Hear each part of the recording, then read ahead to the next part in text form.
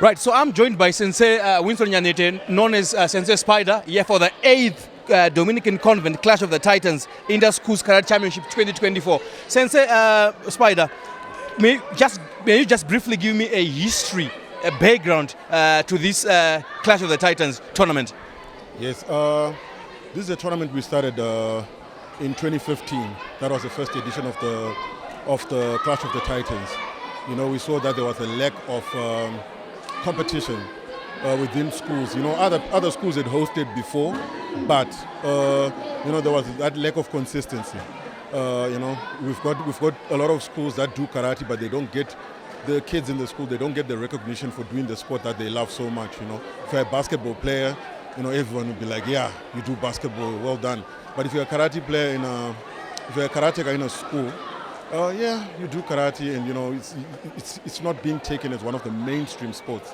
So this was a move to reintroduce karate into the school system, to say, hey, we are here and we are a very competitive sport, fun and challenging. You know, we've got good opportunities like every other sport. So on this 8th edition, who is actually here? What schools have come to attend this 8th edition? There is a lot of schools, you know. To start with Dominican Convent, obviously, but this is Dominican Convent Harare. We've got Dominican Convent Bulawayo. We've got Peter House couldn't make it today, but Negolaus, you know, I seem to be biased only mentioning the girls' schools, but we do have a lot of boys' schools. Kutama College is here. You know, there's just too many to keep a track of. But yeah, it's a good mix from across the country. Maris brothers only failed to come at the last minute. Sometimes it's about resources. Like I said, karate is competing against other sports, you know, that have also to go out there. If I know if there's athletics out there, you know, first preference is first term. Usually goes to athletics because schools are going all over competing, you know, for you know, inter-schools, provincial, district, national, you know, that kind of thing. So maybe it was an issue of resources for some, but we definitely have a lot of schools here competing. So we have seen in the previous editions that you know, other schools that are coming out of other nations in the region. I would like to just shed a bit of light on that cooperation with other you know, nations attending this Clash of Titans. Oh yes, we've had Botswana come. You know, some the names might not be, might not come back to memory so quick, but we've had Botswana come for this competition. You know, the Zambians were promising to come for this edition, but I'm guessing also it just came down to resources and maybe planning. Yeah, so there's a lot of cooperation between countries because everyone wants to compete in a different country, especially they want their kids to get the right exposure. Most of the kids you see in this competition, they're kids grassroots. Some have made it into the national team. You know, they fought against some of the top countries in the region.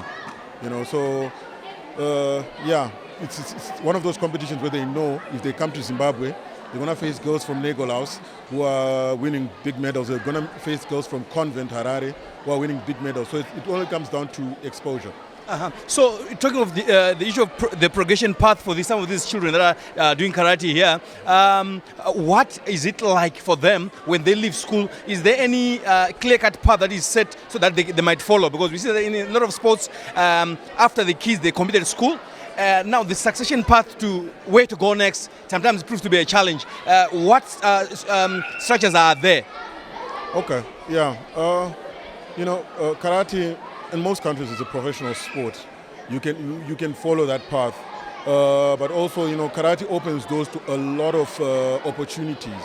You know, we've got students from the convent that I can mention to say they've gone over to become, you know, experts in biomechanics. You know, they've gone on to things that, you know, it can help them in any other preparation for physical fitness. You know, any of these things. You know, it opens a lot of doors. Gym instructors, a lot of these things. Competition-wise, yes, you make the national team. You get to travel a lot. You get to open a lot of doors for yourself. You know, for future endeavors. Now, turning the arrows on you, you have been doing quite well on the karate horizon. What can we expect this year, 2024? 2024 is a very big year for karate, especially for me. Personally, for competition, I've got the Region South Karate Championships. With the girls, I'm sure some of the schools will be able to join the Dominican Convent at the Gaborone Open. Some of us will try go for the Arnold Classics in South Africa. We've got the World Goju-Do Karate Championships. I want to be part of that, competing in the veterans, of course. But I want to take along as many athletes as I can, boys and girls, who can get to these competitions to get the much needed exposure. Very lastly, now the sport of karate, for maybe some of people that might not really understand it, especially parents out there that say, I know my kids are not going to do karate because all they see is just violent stuff. What would you say? What does karate do to a child? Karate instills discipline. That's first and foremost. It's not forceful to that extent where you go out there and because whatever it is, it starts and finishes in the dojo, where you train. So karate ends and starts with respect. So whatever it is out there, for me, all the karate people I've encountered are very disciplined people. If anything, they have to retaliate to immediate threat of violence. But karate encourages you to discipline yourself to say, okay, this situation I'll react like this. This situation I can even walk away. It's good self-defense. As a part of benefits from karate. It's good self-defense, good fitness. It's challenging. You get fit. You challenge yourself. You compete against some of the best athletes you have to come across. So it is a good source of exercise, a good source of a challenge for your mind. It's good. You prepare. You are ready. Self-defense, like I mentioned. So karate has got a great many benefits that you can reap from.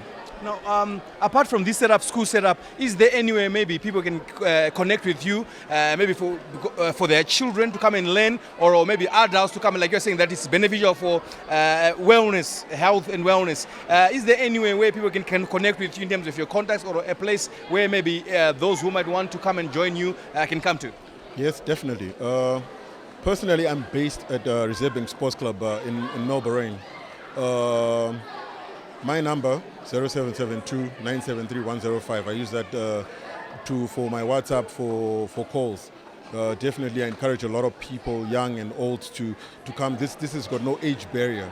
Anyone can come and enjoy, and we just learn what you can and enjoy the best of what karate can offer. I've been talking to Sensei Winston Nyanhete, known as Sensei Spider, at the Dominican Convent Clash of the Titans 2024 edition. Thank you so much. You're welcome. Thank you for having me.